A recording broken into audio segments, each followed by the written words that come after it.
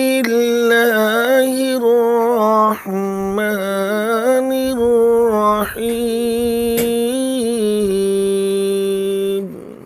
ہے کہ کیا فجر کی جماعت اگر کھڑی ہو جائے تو ایک آدمی بعد میں آتا ہے تو کیا وہ پہلے سنتے ادا کرے گا یا وہ جماعت میں شامل ہوگا؟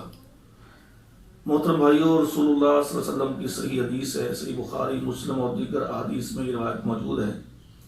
آپ نے فرمایا کہ اذا اقیمت الصلاۃ لا صلاۃ الا صلاۃ مکتوبہ، جب جماعت کھڑی ہو جائے تو پھر کوئی بھی پیچھے نماز نہیں ہوتی سوائے اس کے کہ جو نماز کھڑی ہو چکی، یعنی کہ جو جماعت اب کھڑی ہو چکی ہے، اس کے علاوہ پیچھے کوئی نماز نہیں ہوتی۔ تو یہ جو ہمارے اکثر بھائی وہ فجر کی سنتیں پہلے پڑھتے ہیں اور پھر بعد میں نماز میں شامل ہوتے ہیں، چاہے ایک رکعت ہی نہ گزر جائے، یہ بالکل خلاف شریعت ہے۔ اسلام اس چیز سے منع کرتا ہے۔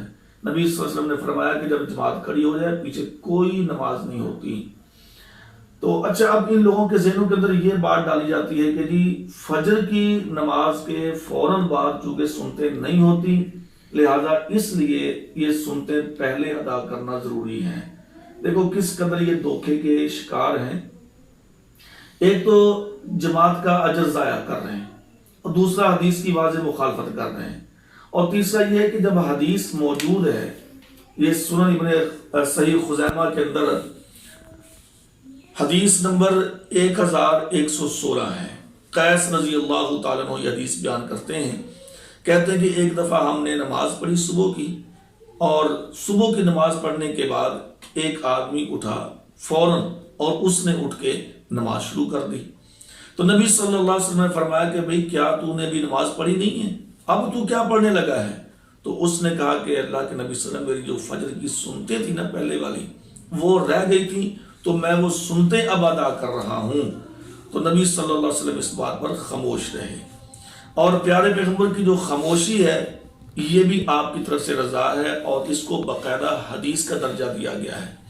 حدیث کی تین بنیادی جو نا وہ یعنی کہ اس کی وجوہات اور تین اس کے درجے ہیں، ایک ہوتی ہے قولی، ایک ہوتی ہے فعلی، اور ایک ہوتی ہے تقریری۔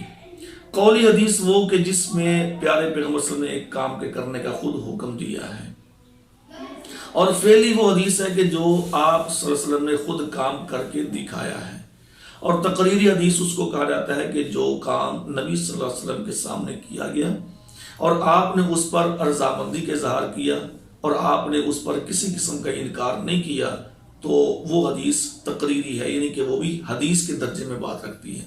تو یہ قیس رضی اللہ عنہ کہتے ہیں کہ اس آدمی نے فوراً صبح کی نماز سے اٹھ کر سلام پھیرنے کے بعد نماز شروع کر دی۔ تو پیارے پیغمبر نے فرمایا کہ تو کیا کر رہا ہے؟ اس نے کہا جی میں فجر کی سنتیں میری رہ گئی تھی، میں وہ ادا کر رہا ہوں۔